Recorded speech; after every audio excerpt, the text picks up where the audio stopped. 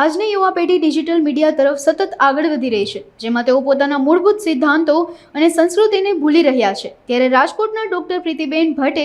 એક આગવી અને ધાર્મિકતા અને ઉજાગર કરતી યુટ્યુબ ચેનલ લોન્ચ કરી છે, જેમાં તેઓ ભક્તિમય ભજનો ગાઈ આજની યુવા પેઢીને ધાર્મિકતા પ્રત્યે સજાગ કરશે. આ તકે ડોક્ટર પ્રીતિ ભટ્ટે અબતક મીડિયા હાઉસની મુલાકાત લીધી હતી અને પોતાની યુટ્યુબ ચેનલ અંગે માહિતી આપી હતી. માયસેલ્ફ ડૉક્ટર પ્રીતિ ભટ્ટ. ખાસ આ ચેનલ એટલા માટે શરૂ કરેલી છે, મારા નામની પર્સનલ ચેનલ તો ચાલતી જ હતી, પણ સિદ્ધ મ્યુઝિકના નામની ચેનલ સ્પેશિયલી અત્યારે સનાતન ધર્મ અને ડિવોશનલ તરફ નવી પેઢીને વાળવા માટે આ એક નવું પગલું ભરેલું છે કે જેમાં અમે સ્પેશિયલી ડિવોશનલ બધા સોંગ્સ જ એમાં અપલોડ કરી રહ્યા છીએ. અને આજે ખાસ રામનવમીના દિવસે આ ચેનલ શરૂ કરી છે, જેમાં યંગ મ્યુઝિક ડાયરેક્ટર છે ઓમ દવે, જેનું મ્યુઝિક છે, અને એના એડિટર પણ નીરજભાઈ વ્યાસ છે, જેમણે એનું એડિટિંગ કરેલું છે. અને વિડીયોગ્રાફી જે છે એ તદ્દન અત્યારે નવી ટેકનોલોજી કે જે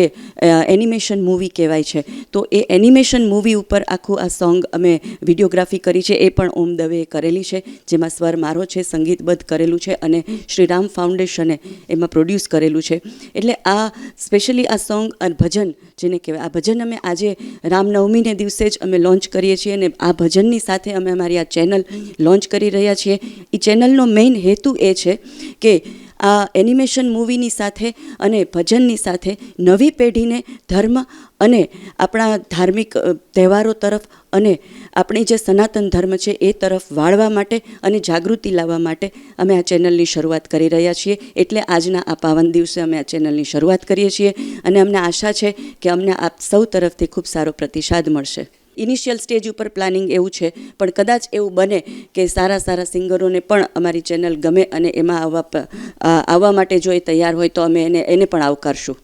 સ્પેશિયલી સર, અત્યારે આપણે જે માહોલ જોઈ રહ્યા છીએ એમાં યુવા પેઢીને આ તરફ વાળવા માટે અમને એક કલાકાર તરીકે મને એક આ પગલું યોગ્ય લાગ્યું કે અત્યારની નવી પેઢી છે એમાં ઘણી વખત અમે વાત કરતા હોઈએ છીએ, because I am motivational speaker too, તો અમે ઘણી વખત સ્કૂલ કોલેજીસમાં જ્યારે જતા હોઈએ છીએ અને ધર્મ ઉપર કોઈ ચર્ચા કરતા હોઈએ છીએ, ત્યારે ઘણી બધા એવા સબ્જેક્ટ છે કે જે લોકોને ખબર જ નથી હોતી આપણા ભગવાન વિશે, કે એમની હિસ્ટ્રી શું છે, એમની કથાઓ શું છે, એમના પ્લેસ ક્યાં ક્યાં છે, એ વિશે કદાચ એ લોકોને કંઈ ખબર જ નથી હોતી. એટલે અત્યારે જો આ ચેનલ દ્વારા અને આ મીડિયા દ્વારા લોકોમાં એ જાગૃતિ અમે લાવી શકીએ અને એવી જ કથાઓ છે, શ્લોક છે, સ્તોત્રમ છે કે જે એમના સુધી પહોંચાડી શકીએ અને એમના તરફ નવી પેઢીને જો આપણે વાળી શકીએ, તો એ સૌથી મોટો પ્રયાસ અમારો છે, અને એ તરફ વાળવા માટે જ આ સ્પેશિયલી અમે આ ચેનલની શરૂઆત કરી છે.